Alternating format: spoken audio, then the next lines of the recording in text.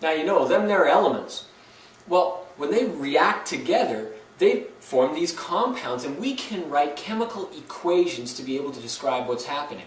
So equations are when we take chemicals that are reacting, that's called reactants, and they produce things that are called products. Right, we can write these chemicals down in formulas, write out chemical equations to be able to describe what's happening. So now in this question that I'm going to have on the board here, let's take some phosphorus and react it with chlorine, so that's two nonmetals coming together to form a molecule. And let's make that molecule phosphorus pentachloride. Okay, so start it off. We got some phosphorus, we got some chlorine, and we're going to make that product over here on the other side of that arrow. This means produces, right? This means reacts with. So, oh, did you notice? Did you notice? This ain't right. This is not good. I'll tell you why. Phosphorus is not P. You have to write the elemental form that occurs naturally in nature in these types of reactions. So it's P4. Reacts with Cl, hey, no group 7, Cl2. So it's P4 plus Cl2. Now what does that make? It can make a compound called phosphorus pentachloride, and that's actually a solid at room temperature. This is a gas and this is a solid too. You kind of have to be told with these molecular ones whether they're solid or a liquid or gas. But listen to this. All ionic compounds, when we make them, they're solid at room temperature. Unless you put them into water, then they turn aqueous. That's coming. Now, P4 plus Cl2, when they get together, they can form PCl5. But there's still 4 CPs that are reacting, but only one produced. We have to balance this equation. How do we do that? Well, we put numbers in front to describe the balancing. Now, these numbers are actually, they represent the number of moles, but we'll get to moles in a while, and I'll tell you what they really mean. Right now, they're just these balancing numbers or coefficients that we put in front. For instance, if we've got 4 phosphoruses here, we have the potential to be able to make, I'm going to move this over a little bit, sorry, we have the potential to make 4 phosphorus compounds here. So P4 here, we need 4 over here. We don't put a 4 there, we put it in front as coefficient. So we can make 4 of these compounds. But look what this is saying. 2 chlorines make how many here? Well, not 5, but 4 times 5, which is 20. That's not balanced. How do you balance it? Well, if there's 4 times 5, 20 chlorines here, what times 2 is going to be able to get us 20 chlorines on this side?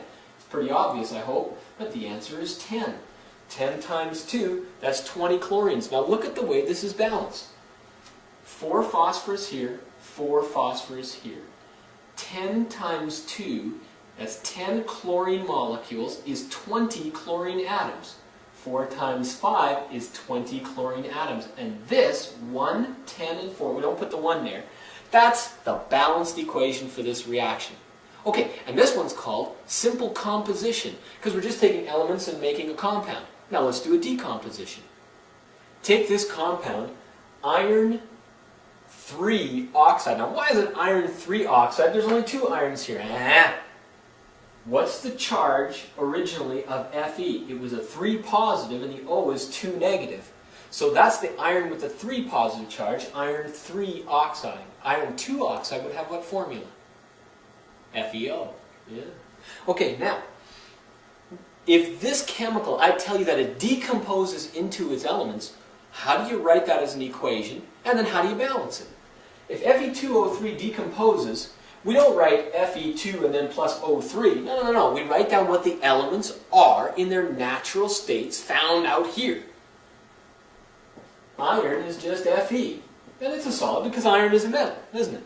And then plus oxygen. But oxygen is O2, no group 7. It's diatomic. Now, that's iron 3 oxide decomposing into its 2 elements. Now we've got to balance the equation. Okay, watch this. There's 2 here.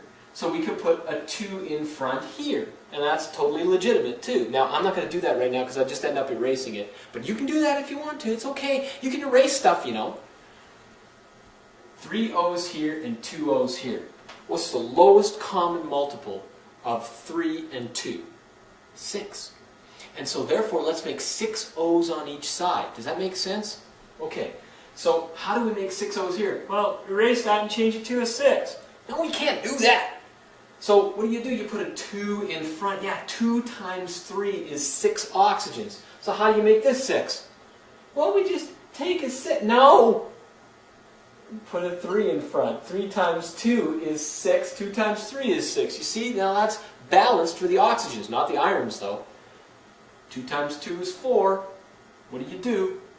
Put the 4 in front. 2, 4, 3, the lowest ratio for balancing here. We always try to get the lowest whole number ratio for our balancing.